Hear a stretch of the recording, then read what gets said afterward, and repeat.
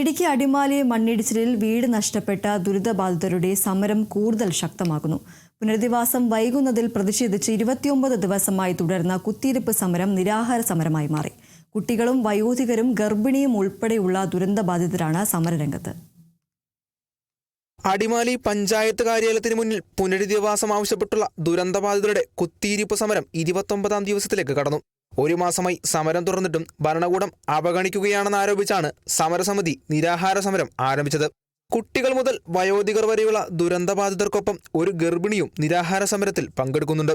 സർക്കാർ നൽകിയ പുനരധിവാസ വാഗ്ദാനങ്ങൾ മനഃപൂർവ്വം വൈകിപ്പിക്കുകയാണെന്നും വിഷയത്തിൽ അടിയന്തര ഇടപെടൽ വേണമെന്നും സമരക്കാർ. ഞങ്ങൾ ഈ അവസ്ഥയിൽ എത്തിച്ചിട്ട് ഇത്രയേറെ ബുദ്ധിമുട്ടിൽ ഞങ്ങൾ കിടന്നിട്ട് ഞങ്ങൾ തിരിഞ്ഞു നോക്കാനോ കഴിയാത്ത ഈ അധികാരികളോടും ഇതുമായി ബന്ധപ്പെട്ട് പ്രവർത്തിച്ച എല്ലാവരോടും ഒരു നന്ദി തന്നെ ഞങ്ങൾ പറഞ്ഞേക്കാം. കാരണം പട്ടികൾക്ക് ഇതിൽ കൂടുതൽ വിലയുണ്ടെന്നാണ് ഞങ്ങൾ മനസ്സിലാക്കുന്നത്. ഒരു വർഷമായി ഞങ്ങൾ തെരുവിലിറങ്ങിയിട്ട് ഞങ്ങളുടെ ഈ വിഷമവും വേദനയും കാണാൻ നിങ്ങൾക്ക് കണ്ടില്ലെങ്കിൽ പിന്നെ ഞങ്ങൾ മറ്റു മാർഗങ്ങളിലേക്ക് കൂടി കടക്കേണ്ടി വരും. ഇതിപ്പോൾ ഒരു പട്ടിണി സമരം മാത്രമാണ്. ഇനിയും സമരം കടുപ്പിക്കേണ്ടി വന്നാൽ ആ രീതിയിലേക്ക് പോകും. എന്തായാലും ഈ സമരത്തിന് പിന്മാറാനോ ഞങ്ങളുടെ ആനുകൂല്യം ലഭിക്കാതെ ഞങ്ങളിവിടുന്ന് പോകാനോ ഒരു സാധ്യതയുമില്ല. ഇത് ഞങ്ങളുടെ അവകാശത്തിന് വേണ്ടിയുള്ള സമരമാണ്, അതിജീവനത്തിന് വേണ്ടിയുള്ള സമരമാണ്. സമരപന്തലിലെത്തി ബന്ധപ്പെട്ട അധികൃതർ വ്യക്തമായ ഉറപ്പു നൽകുകയും പുനരധിവാസ നടപടികൾ വേഗത്തിലാക്കുകയും ചെയ്യണമെന്ന് ആവശ്യമാണ് ദുരന്തബാധിതർ ഉയർത്തുന്നത്. Kerala vision news, Idukki.